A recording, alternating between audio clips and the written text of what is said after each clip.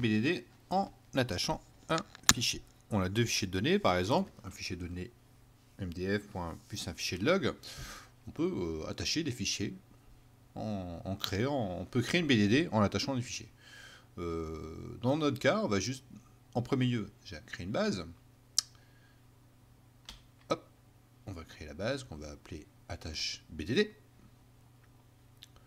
Elle arrive, elle se fait attendre, mais elle va arriver. La voici. Donc on va la détacher.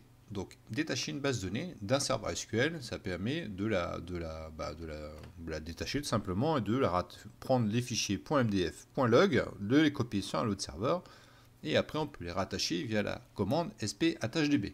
Donc en premier lieu, nous déjà on va la détacher. Donc détache dbname, le nom de la variable de la base de données qu'on veut détacher, donc attachdb.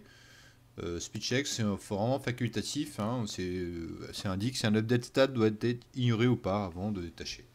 Donc si vous mettez fausse, il va ignorer l'update stat. Si vous mettez true, il va faire un update stat sur la base de données avant de la détacher.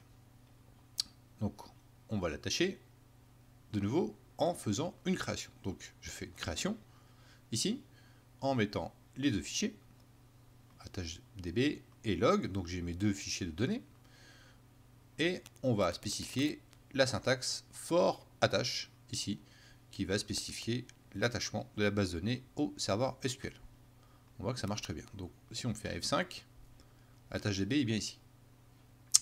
D'accord? Donc si vous avez des fichiers de données, vous pouvez juste spécifier le nom de la base, les noms de fichiers associés, plus la syntaxe for attache. On va la redétacher une deuxième fois. Vous voyez qu'elle a disparu, elle n'est plus ici. On va on peut attacher une base de données sans log. Sans log, tout simplement, ce qu'on appelle un attachement implicite. Donc, je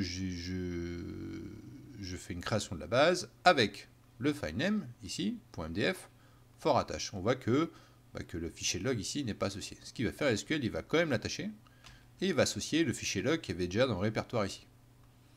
D'accord? Donc, on est ici, donc là on voit que la base est bien revenue ici. D'accord? Je fais un petit zoom. Et on va encore la redétacher. Elle aime bien être détachée cette base. On va supprimer le log à la main. Et on va voir qu'on a aussi une autre syntaxe. Lors d'un rattachement d'une base de données, on peut faire un reboot log. On a un log qui est complètement mort, il est corrompu.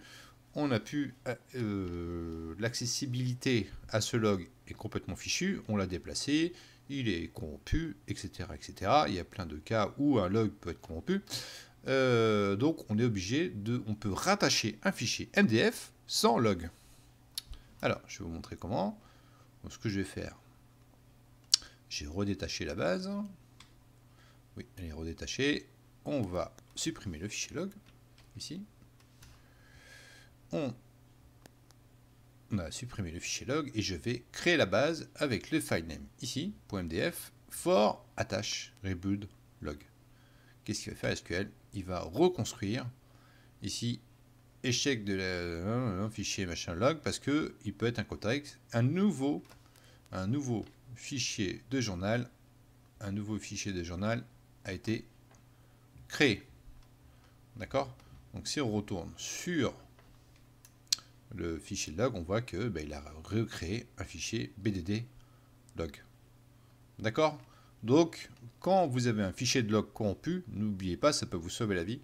Au lieu de restaurer une base qui peut prendre plusieurs heures, on peut restaurer un log. On peut recréer un log sur SQL en spécifiant la syntaxe for attache reboot log. On va supprimer la base pour être propre. OK?